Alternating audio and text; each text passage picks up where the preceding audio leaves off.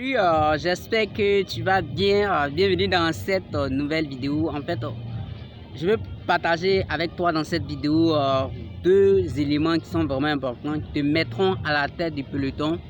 Deux éléments que tous les leaders appliquent, deux éléments qui sont importants en tout cas. Si tu veux dominer un groupe, si tu veux impacter un groupe. Et personnellement, j'ai appliqué ces deux éléments dans ma vie et j'ai vu que ces deux éléments marchaient véritablement. Que ce soit les groupes dans lesquels j'étais, les associations, la communauté religieuse, l'école et toute autre organisation dans laquelle tu vas te retrouver. Si tu veux dominer, si tu veux être vraiment le leader, il y a deux choses que tu dois faire qui vont véritablement te permettre de prendre les devants en fait.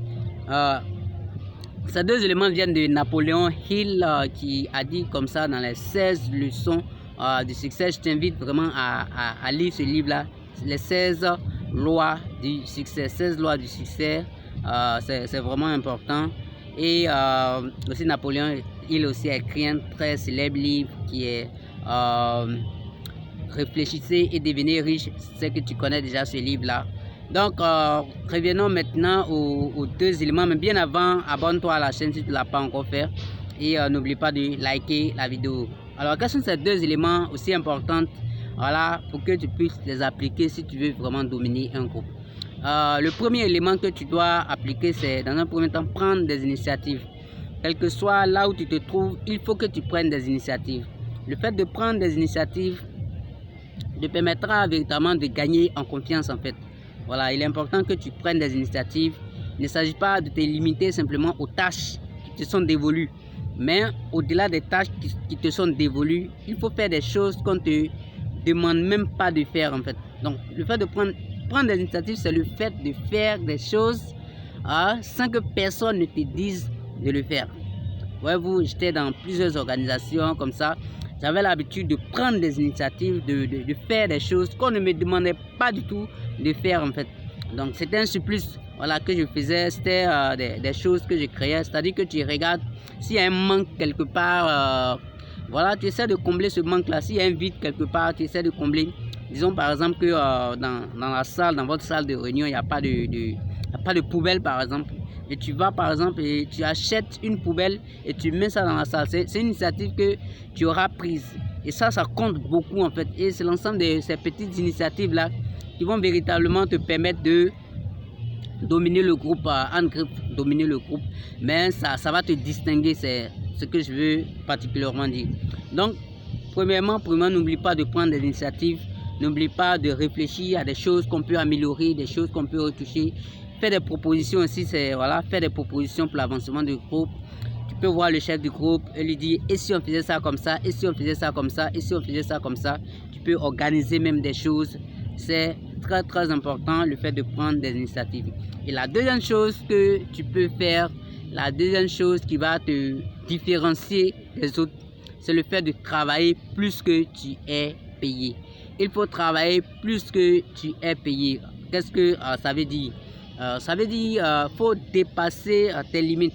Vous savez, il y a un verset biblique qui dit que si quelqu'un veut en venir avec toi à 1000, hein, fais 2000 avec lui. Je paraphrase un peu. Mais pour dire que si on te demande de faire un, fais deux. Voyez-vous? Donc si tu dois faire 1 heure de boulot par exemple, fais 2 heures de boulot en fait. Donc travaille plus que tu es payé. C'est important quand tu travailles plus que tu es payé.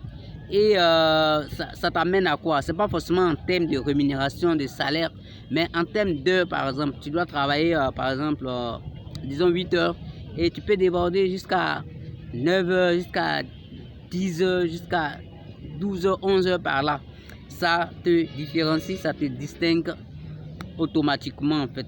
Pendant que les autres ont fini leurs travaux, ils sont en train de rentrer, toi tu es encore là, tu travailles. J'avais un chef comme ça dans une organisation que je ne vais pas citer, mais qui appliquait à la lettre en fait ces deux éléments que je viens de dire, surtout le deuxième élément, il travaillait plus que les autres. Il aidait même ses autres collègues à accomplir leurs tâches. Et je pense que quand on agit comme ça, quand il a agi comme ça, il a été promu. Et ça nous permet toujours de nous propulser. Non seulement ça permet d'avoir une très bonne entente avec les autres collaborateurs, mais ça permet aussi de gagner en expérience, Ça permet aussi de maîtriser beaucoup de contours en fait.